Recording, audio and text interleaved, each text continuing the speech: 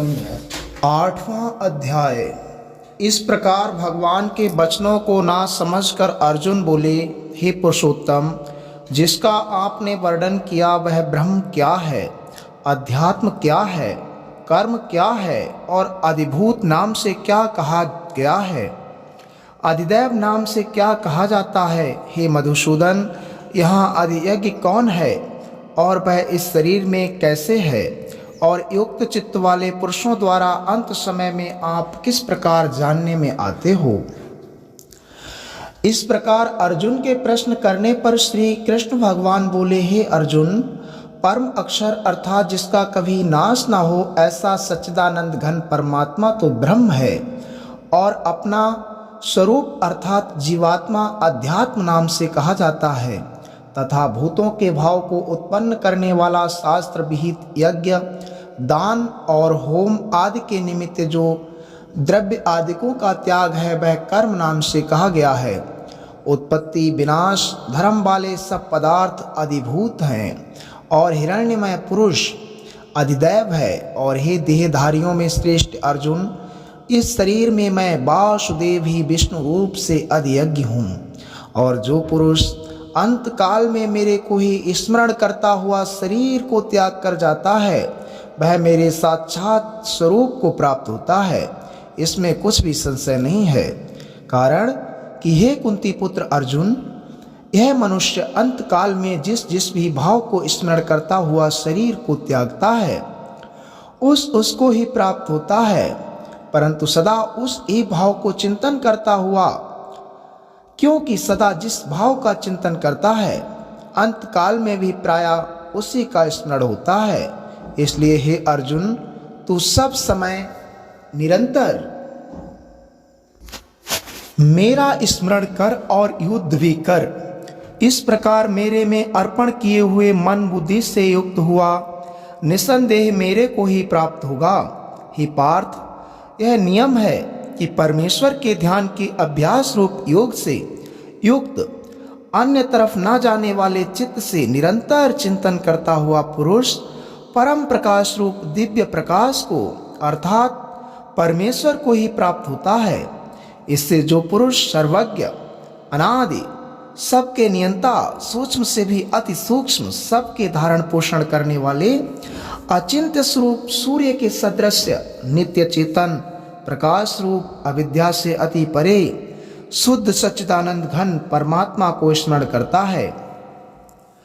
वह भक्ति युक्त पुरुष अंत काल में भी योग बल से भ्रकुटी के मध्य में प्राण को अच्छी प्रकार स्थापन करके फिर निश्चल मन से स्मरण करता हुआ उस दिव्य स्वरूप परम पुरुष परमात्मा को ही प्राप्त होता है। हे अर्जुन, वेद जानने वाले विद्वान जिस सच्चिदानंद घन रूप परम पद को ओंकार नाम से कहते हैं और आसक्ति रहित यतनशील महात्मा जन जिसमें प्रवेश करते हैं तथा जिस परम पद को चाहने वाले ब्रह्मचर्य का आचरण करते हैं, उस परम पद को तेरे लिए संक्षेप से कहूँगा। हे अर्जुन, सब इंद्रियों के द्वारों को रोककर अर्थात इंद्रियों को विषयों से हटाकर तथा मन को हृदय में स्थिर करके और अपने प्राणों को मस्तक में स्थापन करके योग धारणा में स्थित हुआ जो पुरुष ओम ऐसे इस एक अक्षर रूप ब्रह्म को उच्चारण करता हुआ और उसके अर्थ स्वरूप मेरे को चिंतन करता हुआ शरीर को त्याग कर जाता है, वह पुरुष परम गति को प्राप्त होता है। हे अर्जुन, जो पुरुष मेरे में अनन्य चित्त से स्थित हुआ सदा ही निरंतर मेरे को स्मरण करता हुआ उस निरंतर मेरे में युक्त हुए योगी के लिए मैं सुलभ हूँ अर्थात सहज ही प्राप्त हो जाता हूँ। वे परम सिद्धि को प्राप्त हुए महात्मा जन मेरे को प्राप्त होकर दुख के स्थान रूप क्षणभंगुर पुनर्जन्म को प्राप्त नहीं होते हैं, क्योंकि हे अर्जुन, ब्रह्मलोक से लेकर सब लोग पुनरावर्ती स्वभाव वाले अर्थात जिनको प्राप्त होके पीछे संसार में आना पड़े ऐसे हैं। परंतु हे कुंती पुत्र, मेरे को प्राप्त होके उसका पुनर्जन्म नहीं होता है, क्योंकि मैं कालातीत हूँ और यह सब ब्रह्मादिकों के लोग काल करके अवधि वाले होने से अनित्य हैं। हे अर्जुन, ब्रह्मा का जो एक दिन है उसको 1000 चौकड़ी युग तक अवधि वाला और रात्रि को भी 1000 चौकड़ी युग तक अवधि वाली जो पुरुष तत्व से जानते हैं, अर्थात काल करके अवधि वाला होने से ब्रह्मलोक को भी अनित्य जानते हैं, वे योगी जन काल के तत्व को जानने वाले हैं। इसलिए वे ये भी जानते हैं कि संपूर्ण दृश्य मात्र भूतगण ब्रह्मा के दिन के प्रवेश काल में अव्यक्त से अर्थात ब्रह्मा के सूक्ष्म शरीर से उत्पन्न होते हैं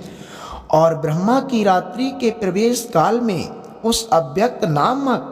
ब्रह्मा के सूक्ष्म शरीर में ही लय होते हैं। वह ही यह भूत समुदाय उत्पन्न होकर प्रकृति के वश में हुआ रात्रि के प्रवेश काल में लय होता है और दिन के प्रवेश काल में फिर उत्पन्न होता है। हे अर्जुन, इस प्रकार ब्रह्मा के 100 वर्ष पूर्ण होने से अपने लोक सहित ब्रह्मा भी शांत हो जाता है, परंतु उस अव्यक्त से भी अति परे दूसरा अर्थात विलक्षण जो सनातन अव्यक्त भाव है, वह सच्चिदानंद घन पूर्ण ब्रह्म परमात्मा सब भूतों के नष्ट होने पर भी नष्ट नहीं होता है। जो वह अव्यक्त अक्षर ऐसे कहा गया है, उसी अक्षर नामक अव्यक्त भाव को परम गति कहते हैं तथा जिस सनातन अव्यक्त भाव को प्राप्त होकर मनुष्य पीछे नहीं आते हैं, वह मेरा परम धाम है। और हे पार्थ, जिस परमात्मा के अंतर्गत सर्वभूत है और जिस सच्चिदानंद घन परमात्मा से यह सब जगत परिपूर्ण है, वह सनातन अव्यक्त परम पुरुष अनन्य भक्ति से प्राप्त होने योग्य है। और हे अर्जुन, जिस काल में शरीर त्याग कर गए हुए योगी जन पीछे ना आने वाली गति को और पीछे आने वाली गति को भी प्राप्त होते हैं, उस काल को अर्थात मार्ग को मैं कहूँगा। उन 2 प्रकार के मार्गों में से जिस मार्ग में ज्योतिर्मय अग्नि अभिमानी देवता है और दिन का अभिमानी देवता है तथा शुक्ल पक्ष का अभिमानी देवता है और उत्तरायण के 6 महीनों का अभिमानी देवता है, उस मार्ग में मरकर गए हुए ब्रह्मवेत्ता अर्थात परमेश्वर की उपासना से परमेश्वर को परोक्ष भाव से जानने वाले योगी जन उपरोक्त देवताओं द्वारा क्रम से ले गए हुए ब्रह्म को प्राप्त हुए हैं। जिस मार्ग में धूम अभिमानी देवता है और रात्रि अभिमानी देवता है तथा कृष्ण पक्ष का अभिमानी देवता है और दक्षिणायन के 6 महीनों का अभिमानी देवता है, उस मार्ग में मरकर गया हुआ सकाम कर्मयोगी उपरोक्त देवताओं द्वारा क्रम से ले गया हुआ चंद्रमा की ज्योति को प्राप्त होकर स्वर्ग में अपने शुभ कर्मों का फल भोग कर पीछे आता है। क्योंकि जगत के ये 2 प्रकार के शुक्ल और कृष्ण अर्थात देवयान और पितृयान मार्ग सनातन माने गए हैं। इनमें एक के द्वारा गया हुआ पीछे न आने वाली परम गति को प्राप्त होता है और दूसरे द्वारा गया हुआ पीछे आता है अर्थात जन्म मृत्यु को प्राप्त होता है। हे पार्थ, इस प्रकार इन दोनों मार्गों को तत्व से जानता हुआ कोई भी योगी मोहित नहीं होता है, अर्थात फिर वह निष्काम भाव से साधन करता है, कामनाओं में नहीं फंसता। इस कारण ही अर्जुन, तू सब काल में समत्व बुद्धि रूप योग से युक्त हो, अर्थात निरंतर मेरी प्राप्ति के लिए साधन करने वाला हो। क्योंकि योगी पुरुष इस रहस्य को तत्व से जानकर वेदों के पढ़ने में तथा यज्ञ तप और दान आदिकों के करने में जो पुण्य फल कहा गया है, उस सब को निसंदेह उल्लंघन कर जाता है और सनातन परम पद को प्राप्त होता है। इति श्रीमद् भागवत गीता रूपी उपनिषद एवं ब्रह्म विद्या तथा ब्रह्म योग शास्त्र विषयक श्री कृष्ण और अर्जुन के संवाद में अक्षर ब्रह्म योग नामक 8वां अध्याय।